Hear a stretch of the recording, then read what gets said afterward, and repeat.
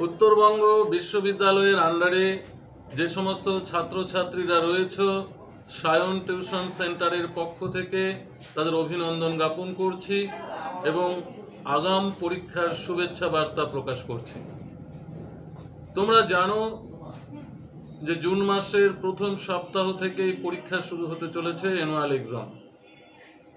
एखोनो जादेर घुम भांगेनि तादेर उद्देश्ये बोलछि, घुम भांगानोर औषध आमरा आविष्कार करेछि, अर्थात खूब स्वल्प मूल्ये 100% साजेशन सह नोट्स यदि तोमरा पेते चाओ आमादेर जे कन्टैक्ट नाम्बार देওয়া रयेछे सेखाने जोगाजोग करे सेई औषध सेवन करते पारो, अर्थात परीक्षार साजेशन पेते पारो। प्रति बछरेई आमरा दिए थाकि 100% कमन सह पुरो नोट्स साजेशन एवं परीक्षार प्राक मुहूर्ते आमरा दुबार साजेशन प्रेजेंटेशन करी, एकबार किछुदिन आगे एवं परीक्षार खूब प्राक मुहूर्ते 100% कमन साजेशन आमरा प्रेजेंटेशन करी। आज के बांगला अनार्सের যে দুটো পেপার রয়েছে মেজর 3 এবং মেজর 4, সেই বাংলা দুটি পেপারের দুটো ভিডিওর মাধ্যমে আমরা সাজেশন প্রেজেন্টেশন করব। তোমরা জানো বাংলা বিষয়ের কোশ্চেন প্যাটার্ন একটু অন্য ধরনের।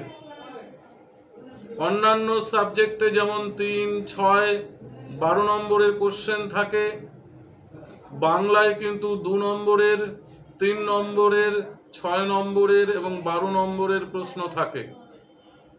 অর্থাৎ অন্যান্য সাবজেক্টের তুলনায় বাংলায় কিন্তু একটু জটিলতা থেকেই যায়, কারণ 2 এর কোশ্চেন, 3 এর কোশ্চেন, 6 নম্বরের প্রশ্ন এগুলো কিন্তু একটু জটিলতা আসে।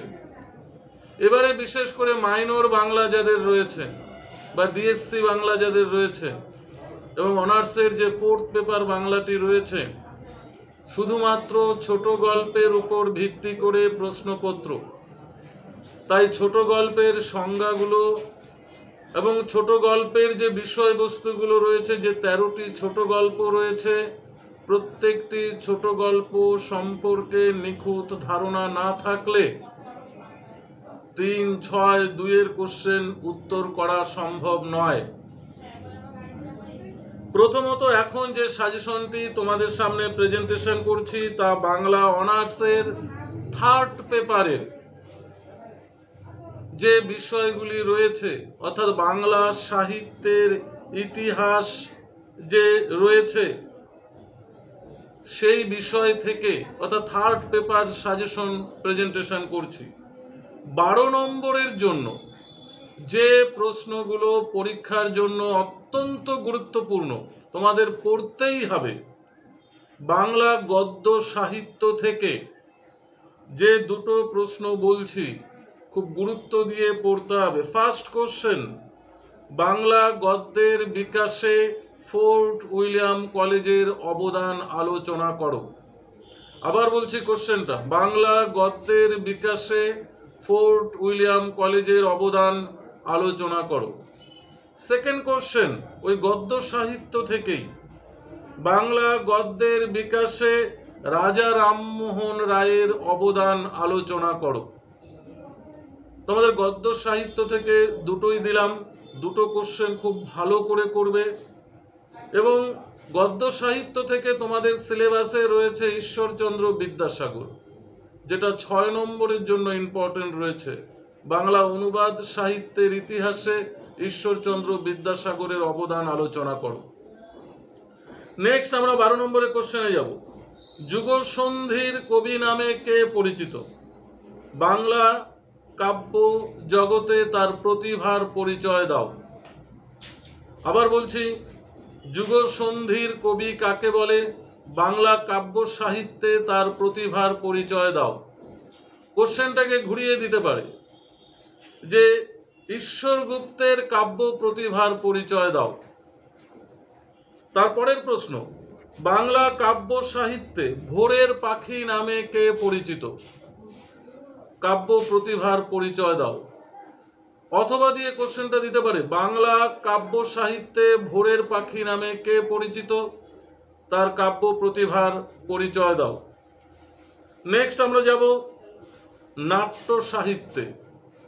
নাট্য সাহিত্য থেকে তোমাদের পড়তে হবে বাংলা নাট্য সাহিত্যের ইতিহাসে মাইকেল মধুসূদন দত্তের অবদান আলোচনা করো। বাংলা নাট্য সাহিত্যের ইতিহাসে মাইকেল মধুসূদন দত্তের অবদান আলোচনা করো। পরের প্রশ্ন, বাংলা নাট্য সাহিত্যে দীনবন্ধু মিত্রের অবদান আলোচনা করো। বাংলা নাট্য সাহিত্যের ইতিহাসে দীনবন্ধু মিত্রের অবদান আলোচনা করো। পরের প্রশ্ন, উপন্যাস সাহিত্য থেকে অর্থাৎ কথা সাহিত্য থেকে বাংলা উপন্যাস সাহিত্যে বঙ্কিমচন্দ্র চট্টোপাধ্যায়ের অবদান আলোচনা করো। লাস্ট কোশ্চেন, বাংলা উপন্যাস সাহিত্যে রবীন্দ্রনাথ ঠাকুরের অবদান আলোচনা করো। এই 8খানা প্রশ্ন দিয়েছি তোমাদের 12 নম্বরের জন্য। প্রত্যেকটা প্রশ্ন ভালো করে দেখবে এবং পরীক্ষার প্রাক মুহূর্তে যে আমরা 100% সাজেশন নিয়ে আসব সেখানে হয়তো আমরা কিছু কমিয়ে দেওয়ার চেষ্টা করব। এবারে আমরা আসি 6 নম্বরের কি প্রশ্ন আমরা পড়ব। 6-এর জন্য যে প্রশ্নগুলো পরীক্ষার জন্য অত্যন্ত গুরুত্বপূর্ণ, রবীন্দ্রনাথের সোনার তরী ও মানসী পর্বের পরিচয় দাও। রবীন্দ্রনাথের সোনার তরী ও মানসী পর্বের পরিচয় দাও। কোশ্চেন দুটোকে একসঙ্গেও দিতে পারে 3-3 করে, আবার কোশ্চেন দুটো থেকে একটাও দিতে পারে 6 নম্বরের জন্য। এরকমও দিতে পারে রবীন্দ্রনাথের মানসী পর্বের পরিচয় দাও বা রবীন্দ্রনাথের সোনার তরী পর্বের পরিচয় দাও। নেক্সট কোশ্চেন, গিরিশচন্দ্র ঘোষের সামাজিক ও পৌরাণিক নাটকগুলির পরিচয় দাও। গিরিশচন্দ্র ঘোষের সামাজিক ও পৌরাণিক নাটকগুলির পরিচয় দাও। এটাকেও 3-3 করে দিতে পারে, অথবা যদি 6 নম্বরে থাকে তাহলে একটা দেবে, হয় সামাজিক দেবে না হয় পৌরাণিক দেবে। কিন্তু পরীক্ষার জন্য ভেরি ভেরি ইম্পর্টেন্ট কোশ্চেন হচ্ছে পৌরাণিক পার্টটা, তোমরা পৌরাণিক পার্টটা ভালো করে দেখবে। নেক্সট কোশ্চেন, কাজী নজরুল ইসলামের বিদ্রোহী সত্তার পরিচয় দাও। কাজী নজরুল ইসলামের বিদ্রোহী সত্তার পরিচয় দাও। পরের প্রশ্ন, জীবনানন্দ দাশের প্রকৃতি চেতনার পরিচয় দাও। জীবনানন্দ দাশের প্রকৃতি চেতনার পরিচয় দাও। এছাড়াও তোমাদের টিকা পড়তে হবে কিছু, সবুজপত্র, বঙ্গদর্শন পত্রিকা, সংবাদ প্রভাকর পত্রিকা, এই 3টি পত্রিকা খুব গুরুত্বপূর্ণ, ভালো করে দেখবে। তবে পত্রিকা থেকে কিন্তু 3-এর প্রশ্ন থাকবেই, 3-এর অথবা 2-এর। ভালো করে তোমরা প্রত্যেকটা পত্রিকা যে সিলেবাস রয়েছে, সিলেবাসে যে 5খানা পত্রিকা রয়েছে, 5টা পত্রিকারই প্রকাশ সাল, সম্পাদক এবং গুরুত্ব পড়তেই হবে। এখান থেকে 2-এর কোশ্চেন এবং 3-এর কোশ্চেন তোমরা কিন্তু কমন পাবেই পাবে। তাহলে সংবাদপত্রের পার্ট যে রয়েছে, সংবাদপত্রের পার্টটুকু 2 এবং 3-এর জন্য ভালো করে পড়বে। এছাড়াও ছোট গল্পে তোমাদের পড়তে হবে পরশুরাম, প্রমথ চৌধুরী, বলাইচাঁদ মুখোপাধ্যায়, এই 3 জন রয়েছে, এই 3 জন সম্পর্কে ভালো করে একটু দেখে যাবে। এবারে আমরা আসি 3 নম্বরের জন্য। যদিও 3-এর পার্টিকুলার প্রশ্ন এই মুহূর্তে আমাদের কমন দেওয়া সম্ভব নয়, আমরা এখনো 3-এর প্রশ্ন সেভাবে তৈরি করিনি, তবু কিছু প্রশ্ন আমি বলছি, কিছু টিপস বলে দিচ্ছি, যে টিপসগুলো যদি তোমরা অবলম্বন করো তাহলে 3-এর প্রশ্ন তোমরা কমন পেতে পারো। যেমন একটু আগেই বলেছি, 3-এর প্রশ্ন কমন পেতে গেলে যতগুলো পত্রিকা রয়েছে, পত্রিকার প্রকাশ সাল, সম্পাদক এবং গুরুত্ব তোমাকে পড়তেই হবে। এবং আরেকটা টেকনিক বলে দিই, তোমাদের যে প্রশ্নগুলো বলেছি 6 নম্বরের জন্য এবং 12 নম্বরের জন্য, এই প্রশ্নগুলো বাদ দিয়ে সিলেবাসে অন্তর্ভুক্ত বাকি যে বিষয়গুলি রয়েছে, সেই বাকি বিষয়গুলি থেকে 3-এর প্রশ্ন, 2-এর প্রশ্ন পাবে। সেটা কেমন প্রশ্ন? ধরো যদি থাকে স্বর্ণকুমারী দেবী, তাহলে তুমি স্বর্ণকুমারী দেবীর লেখা কি কি সাহিত্য রয়েছে তোমরা জেনে নেবে। যেমন ধরো তোমার রমেশচন্দ্র চট্টোপাধ্যায়, রমেশচন্দ্র চট্টোপাধ্যায় কি কি উপন্যাস লিখেছেন, তার প্রথম উপন্যাস কি, এই বিষয়গুলো তোমরা জেনে নেবে। এই জন্যই বললাম, যেমন ধরো 3-এর কোশ্চেন দিতে পারে, বনফুল কার ছদ্মনাম, তার লেখা গল্পের নাম লেখো। রাজশেখর বসুর ছদ্মনাম কি, তার লেখা গল্পের নাম লেখো।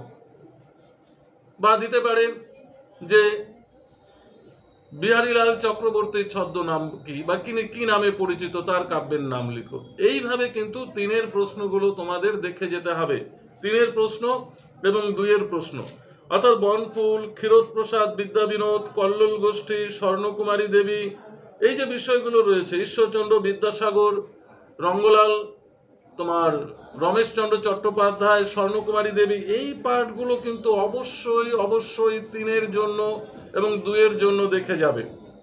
এই ছিল মেজর বাংলা, অর্থাৎ বাংলা অনার্সের 3rd পেপারের প্রায় 100% ধরে নিতে পারো। সংখ্যায় আমরা হয়তো বেশি দিয়েছি। এই প্রশ্নগুলো তোমরা দেখতে থাকো।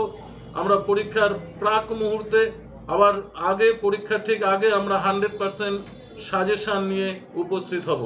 ভিডিওটি যদি ভালো লাগে অবশ্যই লাইক ও শেয়ার করবে, বন্ধুদের মধ্যে ছড়িয়ে দেবে। ধন্যবাদ।